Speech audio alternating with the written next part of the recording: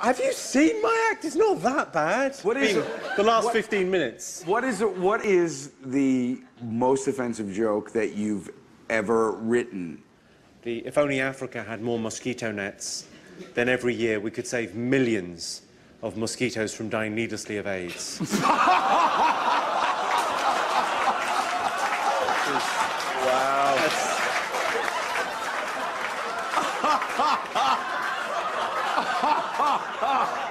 It's a beautiful joke. It's a beautiful joke. You know, it's a stunning joke.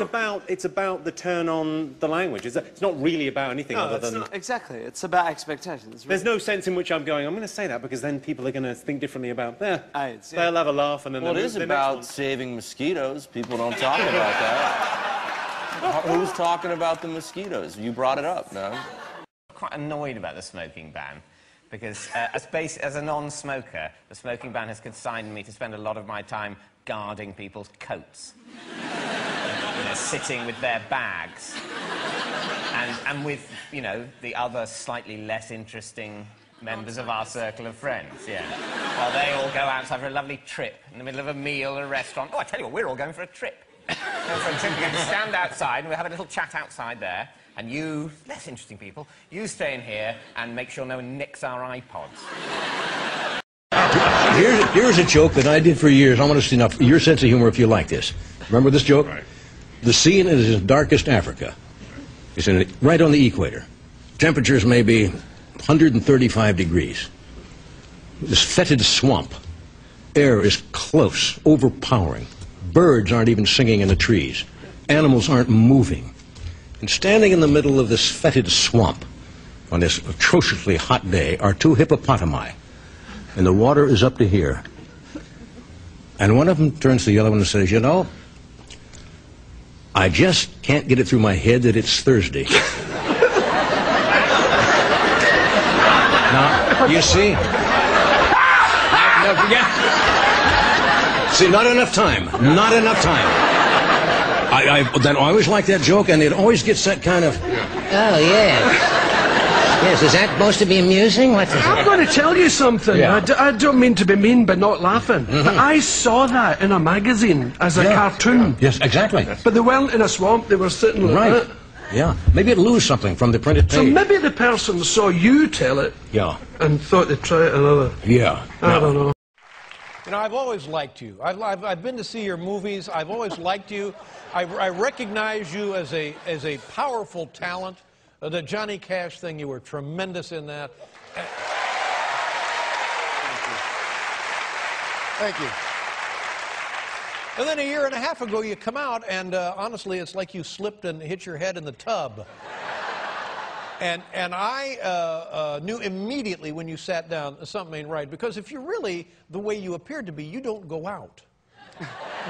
You know what I mean? People don't let guys like you out if you're really like that. You don't go out. Right. Yeah.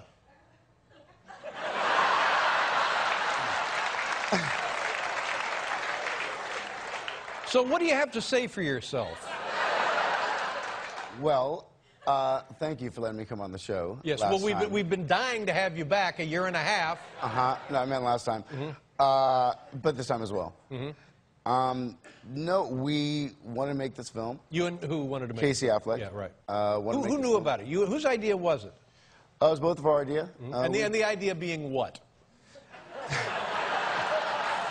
Well, we wanted to do a film that explored celebrity and explored the relationship between the media and the consumers and the celebrities themselves. First of all, really all I care about is me in this. Now,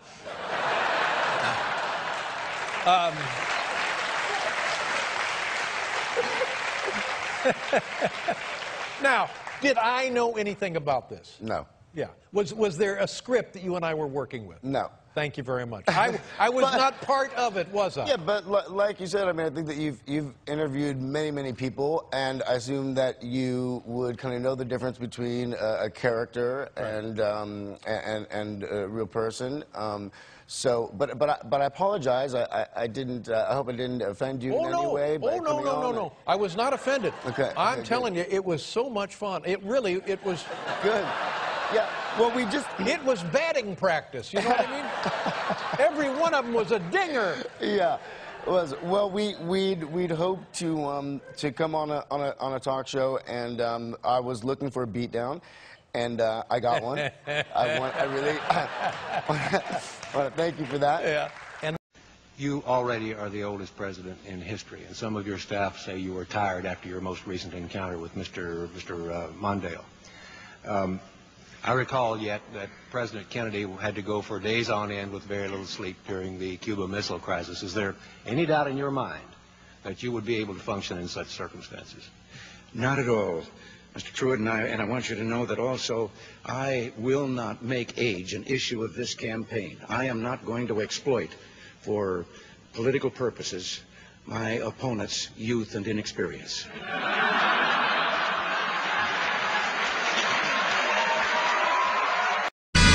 Hi, I'm Plenty.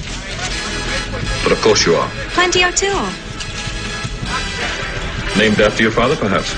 Would you like some help? Well, let's move on to our next guest, who not only lives in Essex, but also speaks only the ends of words. Mr. On-If. Mr. If, good evening. Good evening. Nice to have you on the show. Yeah. Mr. If, don't you find it very difficult to make yourself understood? Yes, it is extremely difficult. Just a minute, you're a fraud! Oh, no, I can speak the third and fourth sentences perfectly normally. Oh, I see. So your next sentence will be only the ends of words again. It's eight. Well, let's move on to our next guest, who speaks only the beginnings of words, Mr. Jasma. Mr. Smith, good evening. Good evening.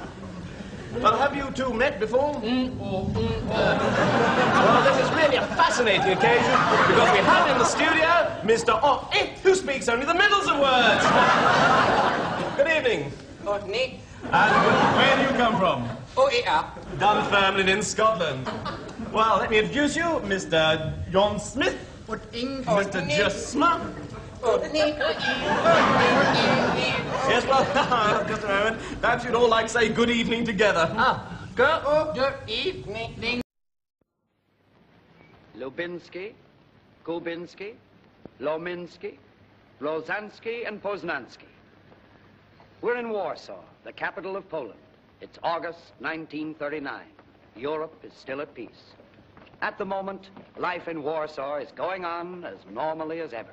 But suddenly something seems to have happened. Are those Poles seeing a ghost? Why does this car suddenly stop? Everybody seems to be staring in one direction. People seem to be frightened, even terrified, some flabbergasted. Can it be true? It must be true, no doubt. The man with the little mustache?